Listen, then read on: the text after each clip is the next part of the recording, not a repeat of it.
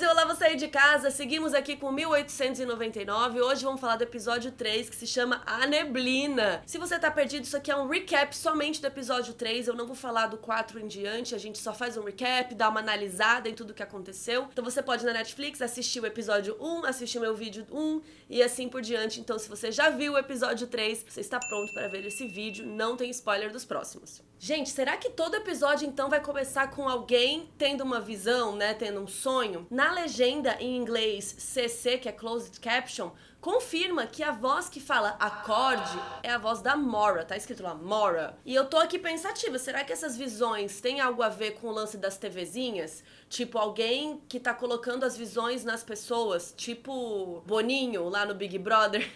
Aí ele colocava a visão e depois falava acorda, alguma coisa assim. E também tá parecendo que a pessoa que tem a visão no começo é a que tem mais enfoque durante o episódio.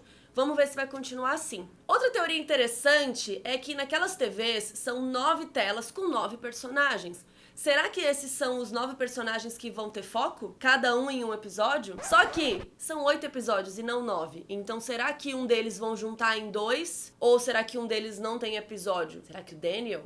Eu tô encucado com esse cara. E durante esse episódio, a Ling Yi tem uma sensação vívida de estar vivendo outra coisa, que nem o Capitão Ike teve no episódio 2 com a família dele. Então será que tem algo no navio que causa isso? Porque não é só uma visão de um passado, né? Eles estão lembrando de algo do passado, mas eles estão interagindo com as pessoas. Ela até fala assim, gente, por que eu tô vivendo isso de novo? Ela sente a pessoa. É algo um pouco a mais do que uma visão. E a história da Ling Yi foi revelada de maneira não muito cronológica, foi um pouco afetada pelas visões, então a gente organizou tudo aqui mais ou menos na ordem que aconteceu. Então, começando pela vida dela antes do navio. A Ling Yi e a Yuke realmente são filha e mãe, e elas não tinham uma vida muito boa. Parece que elas viviam ou passavam a maior parte do tempo em um barco. E elas ou faziam parte de um bordel, ou tinham proximidade das meninas que eram prostituídas por esse bordel. A mãe, a Yuke, ela estava em situação de prostituição, mas a Ling Yi não, tanto que depois a gente descobre que ela é virgem. E a Ling Yi diz que sempre que os homens subiam no barco, ela tinha que se esconder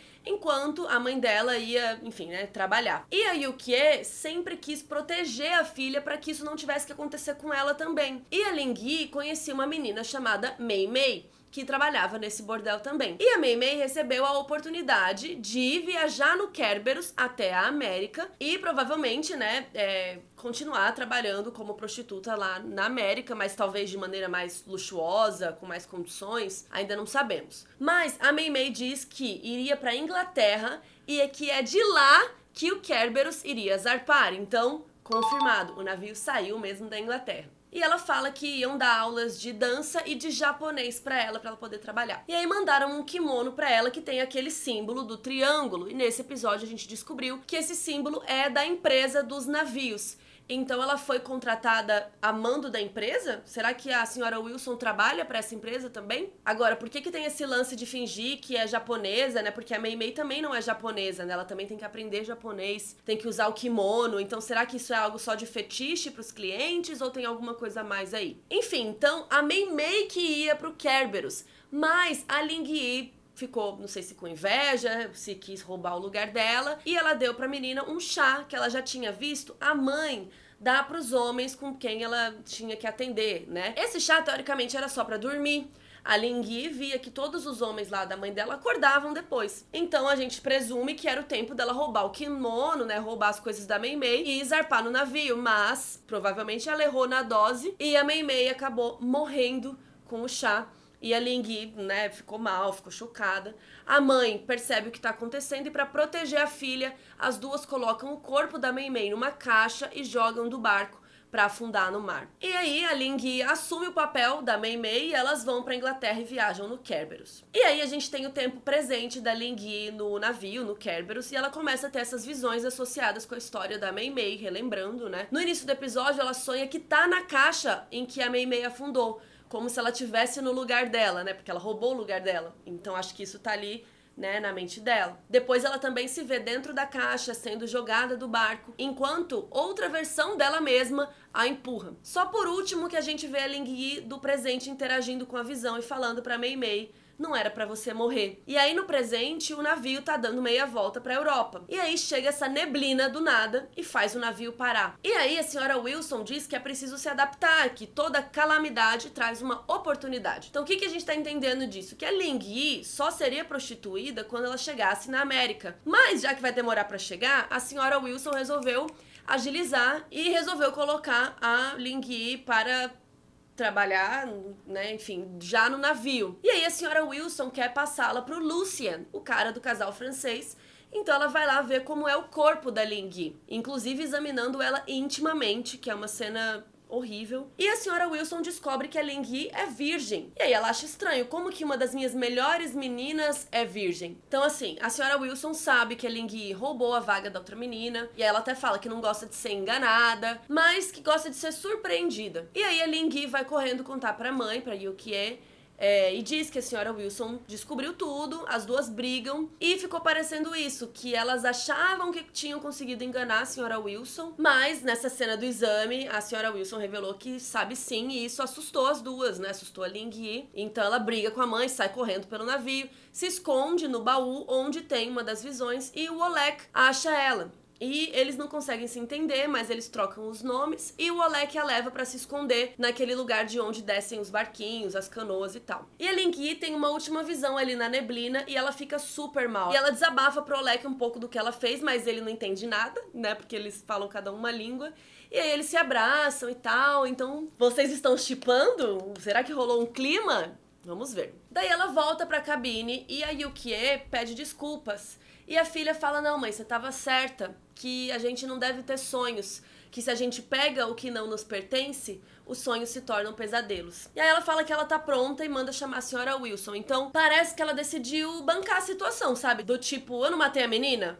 Não vim no lugar dela, então agora eu vou ser ela, né? Eu vou fazer a tarefa que cabia a ela. Então a gente vê o Lucien lá no quarto e... pasmem, também tem uma carta com o nome dele. E ele tem uma tremedeira na mão, ele toma algum remédio que a gente já tinha visto desde o primeiro episódio. E ele larga a Clemens pra tomar um ar, né? E ela percebe que ele tá mentindo. E ela vê o remédio dele, então dá essa impressão que ela não sabe que ele é doente, que ela nunca viu ele tomar esse remédio.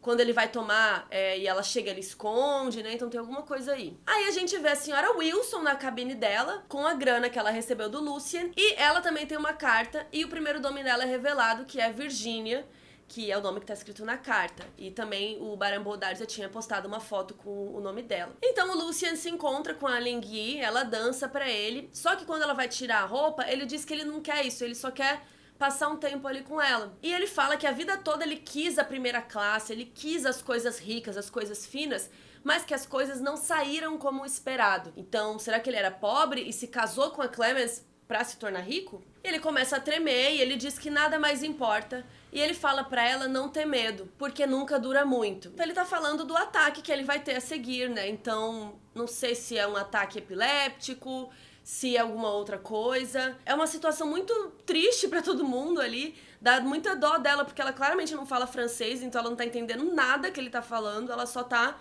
sentindo, né? E agora voltamos lá para a terceira classe, né? Pra parte mais simples do navio. E a gente tem a família de dinamarqueses que tá procurando a Ada, a menininha. Eles ainda não sabem que ela morreu. E lá na investigação do corpo, um médico fala que foi morte natural, porque ele não acha nada estranho com a menina. Mas a Maura acha isso bizarro, porque ela tava super de boa antes. Então tem alguma coisa estranha acontecendo. Só que aí o imbecil do médico ainda fala que é porque ela é mulher, que ela mistura emoções, que ela não... por isso que ele não gosta de mulher médica, um papo assim. Esse médico, por sinal, é o Dr. Reginald Murray, que no primeiro episódio a senhora Wilson mostra pra Maura no refeitório. Eu até falei, não sei se esse cara vai ser importante ou não, né? Por enquanto ele só apareceu nisso, mas ela fala que ele veio de uma família de médicos, que ele é um babaca, que ele é um mimado, e realmente, né, realmente ele é. E os dinamarqueses estão lá super irritados, né, o navio tá parado, cadê a menina? Eles acham que é culpa do Prometheus, que é amaldiçoado, e que o menininho trouxe alguma coisa ruim quando chegou no navio do Kerberos, e assim... eu concordo com eles. Aí o Franz aparece, ele se comunica com a Chove em alemão, ela entende um pouquinho de alemão, e ele a leva pra reconhecer o corpo da Ada, né? Ele fala, olha, aconteceu isso com a sua irmã. E ele diz que o médico não soube dizer o motivo da morte. E ela fica muito mal e resolve carregar a irmã pra todos verem. E enquanto isso, o Crester tá lá na gradinha. e o Angel aparece pra falar com ele, só que como sempre, cada um fala uma língua, não dá pra entender nada, é aquela conversa de gente doida, né? Quer dizer, será que a língua da putaria todo mundo conversa? Não precisa, né, falar muito? Pelo visto, sim. Enfim, o Angel fala que todos usamos máscaras, né? Ou seja, que a gente finge pra mostrar outra coisa, pra não mostrar como a gente realmente é por dentro. E que o Craster, por ter aquela cicatriz, né, ele não consegue se esconder muito. E nessas, ele vai botando a mão na calça do boy, entra a grade ali, e o Craster acaba, né, batendo uma pra ele, menina. Que bafo. E foi interessante porque parece que o Craster não queria muito, né, quando o Angel coloca a mão na calça dele ali, depois ele vira o jogo e ele que faz o serviço pro Angel. E aí depois que eles terminam, o Craster desce lá de volta e vê que a irmã faleceu, ele fica puto, ele tenta quebrar a janela pro espírito da Ada poder sair, né, provavelmente uma crença religiosa aí deles. Enquanto isso, o Ike e a Maura continuam nas aventuras deles aí. Aparece uma neblina enorme na frente do navio e eles estavam com total visibilidade de tudo. De repente apareceu essa neblina, então todo mundo fica... Oi? E o Ike manda o navio parar até essa neblina se dissipar para eles poderem navegar em paz. E enquanto isso ele vai investigar as coisas com a Maura. E ela até comenta que parece que a neblina tava lá pra obrigá-los a parar. E o Franz, que trabalha no navio, só tá ficando puto, né? Ele tá odiando que eles já saíram da rota, já deu meia volta pra trás e agora pararam o navio. E ele fica ainda mais puto quando o Ike sai com a Maura pra ir no Prometheus. Ele diz que o cara tá bêbado e que ele e o Imediato precisam fazer alguma coisa. E o Imediato fica em dúvida. Ele não quer trair o capitão. E aí a gente tem uma cena misteriosa, porque o Imediato digita o código de trianglinhos que ele recebeu no episódio 2. Então ele digita tipo num elevador, assim, uma coisa meio... um código Morse, alguma coisa. Agora, quem mandou isso pra ele e o que ele ativou quando ele apertou esses botões? Aí o Ike explica pra Maura que a fita bordada que ele guardou era da Nina, da filha dele, mas que ela morreu faz 2 anos. Então o que diabos... que isso estava fazendo no Prometheus. E outra coisa, a gente confirmou então que a família dele morreu bem antes desse rolê aqui, 2 anos antes. A Maura não bota muita fé até que ele mostra a passagem com o triângulo na tábua, né, o buraco. E ele diz que conhece o navio como a palma da mão e que aquilo com certeza não devia estar lá. A ideia dele é ir no Prometheus, pegar o logbook, um diário de bordo, né, um diário com as informações. E ele acha que a companhia tá escondendo algo e que o capitão lá do Prometheus deve ter anotado alguma coisa que pode ser útil pra eles. E aí a Maura vai com ele, né, porque ela tá concuminada já com ele, e no caminho ela conta que já sofreu um aborto uns 2 anos antes, e aí ela teve um problema e ela não pode mais ter filhos. E ele pergunta por que ela tem tanto medo de voltar pra casa, e ela diz que é porque ela perdeu tudo. Enquanto isso, lá no Kerberos, o menino esquisito tá ficando na cabine da Maura. Como ela saiu, ele tá lá sozinho. Aí tem uma hora que ele tá embaixo da cama, escondido, fica lá um tempinho com a pirâmide e depois ele se levanta. E a gente vê o besouro chaveiro passando por baixo da porta e a porta abre e o Daniel entra. E é interessante que o besouro mesmo não faz nada, não é que o besouro vai lá na chave, né, sei lá, pula na maçaneta, que nem meu gato. Não, só dele passar pro ambiente a porta abre. Aí o menino pega o besouro na mão e o Daniel pergunta, você encontrou? E ele fala que não com a cabeça. Então, confirmado que eles se conhecem, que eles estão tramando alguma coisa juntos. Agora, o que eles estão procurando. E confirmado que o menino fala inglês, né? Provavelmente, porque ele entendeu o Daniel, então ele entendeu tudo que a Maura falou pra ele. O Ike e a Maura chegam lá no Prometheus e investigam e acham uma entrada no chão com o símbolo do triângulo igual a que tem na cabine do Ike. E aí a gente descobre o porquê desse triângulo em todo canto, né? O Ike conta que uns meses atrás, a frota de 3 navios alemães foi vendida para um investidor britânico chamado Henry Singleton. Os navios ficaram nas docas por 3 meses e nesse meio tempo eles instalaram todo um sistema de comunicação, reformaram tudo. E esse triângulo cortado é o símbolo da companhia. E foram eles que instalaram tudo. Agora, por que raios o menino tem um símbolo de empresa tatuado no pescoço? Enfim, instalaram também um maquinário que, em teoria, mede a pressão do vapor e envia sinais para a ponte. Mas lá no Kerberos, o capitão fala que nunca funcionou esse treco. Então ele acha que tá ali por algum outro motivo. Será que é o negócio do elevador lá? E a gente sabe que esse Henry Singleton é britânico, ele fala, né, por uma companhia inglesa e tal. Mas sabe que ator britânico do elenco ainda não apareceu? E a gente não sabe nada? O Anton Lesser, o Qyburn de Game of Thrones, que a Maura viu no primeiro episódio, que ela viu achando que era o pai dele e tal. Então, Será que ele é o dono da companhia? Será que é ele que está assistindo tudo na TVzinha, tomando bons drinks, fumando um cigarro? Mas o mais bizarro, lembram da carta que a gente vê no primeiro episódio do irmão da Maura? Tá assinado Henry. Então será que o irmão dela é o dono da companhia? E ainda, no primeiro episódio, a Maura fala pra Sombra, que ela acha que é o pai dela, né? E na carta do Henry, também diz a mesma coisa, que eles descobriram o que o pai fazia com os navios, e o Henry ainda fala pra ela não confiar em ninguém. E se o Henry for o irmão e dono da companhia? Qual o papel do Anton Lesser? E cadê este homem? E outra coisa, se são 3 navios...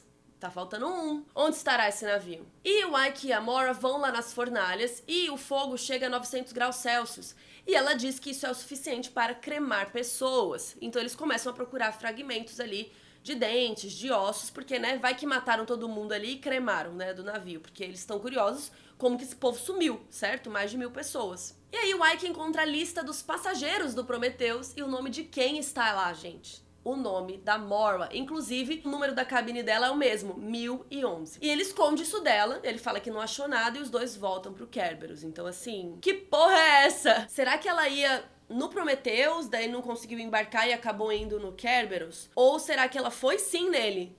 E tem alguma outra coisa misteriosa rolando. Bom, a Maura vai ver a neblina e o Daniel chega pra conversar com ela. E diz que parece que alguém até mandou aquela neblina para impedir o Ike de levá-los de volta pra Europa. Mas a Maura diz que entende o Ike, que ele faz tudo o que tá fazendo, né, por causa dos traumas dele, que ele perdeu pessoas que ele ama. E o Daniel fala que ele perdeu alguém. Será que ele está falando a verdade? Não sabemos agora, porque começa um caos no navio. Que caos é esse? Simplesmente um motim que o Franz começou. O que acontece? Quando ele tá lá na terceira classe, ele encontra mais 3 pessoas mortas. E ele se revolta, né? Claramente tem um serial killer dentro do navio. E começamos um episódio do modus operandi. E isso é a gota d'água pra ele. Ele mostra os corpos pro imediato e diz que, além desses, eles encontraram mais 3 mortos.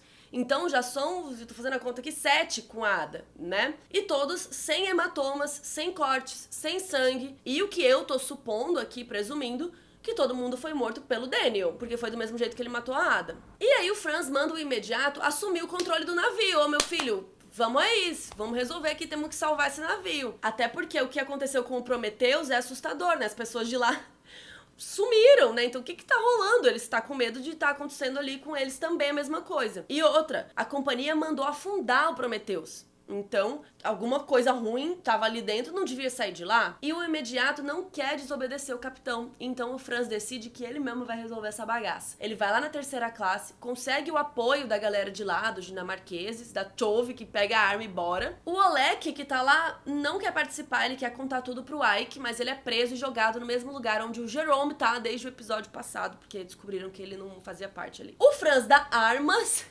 pra todo mundo e eles saem pelo navio todos armados. Mano, que perigo. Bom, o Angel percebe a movimentação no corredor e vai contar pro Ramiro, né? Só que o Ramiro tá cagando, ele tá puto porque ele achou um desenho que o Angel fez. Lembra aquele desenho que eu comentei que tava sendo começado lá no primeiro episódio? Era o Craster. E assim, né, bem emocionado o Angel, né? Porque mal tinha conhecido o boy no episódio 1, já tava desenhando ele. E daí o Ramiro pergunta do desenho, com quem que ele tava antes, se era com esse boy novo. E o Angel fala que ele tá agindo como uma esposa ciumenta. Então, realmente, eles têm alguma relação aí. E, pois bem, onde que ele tava antes? Sim, se esfregando com o Craster, né? Então o Ramiro tinha razão. E além dessa DR, né, do Ramiro, que a gente já sabia que ele não era padre coisa nenhuma, ele contou um pouco mais do que eles estão escondendo, gente. Ele matou um homem. E parece que foi por causa do Angel, de algo que ele causou, ou, enfim, pra ajudá-lo. Eu só sei que ele botou a culpa no Angel e ainda falou que ele está vestindo a roupa do homem que ele matou. Então, ele matou um padre. Babado, dedo no cu e gritaria. O Ramiro deixa o Angel e vai contar pro capitão sobre o motim. Então ele chega no quarto e começa a falar português de Portugal. E aí o Ike fala, como que fala o quê em alemão? Ein? Não sei. Ele não entende nada, mas também nem adianta muito, Ramiro, porque você chegou atrasado. O pessoal já tá com a arma ali, ó, apontada, não tinha mais o que fazer. E aí o Ike, o Ramiro e o imediato são pegos pelo Franz, né, e por todo mundo ali. A Tove aponta a arma pro Ike, pro capitão, e fala, vamos voltar.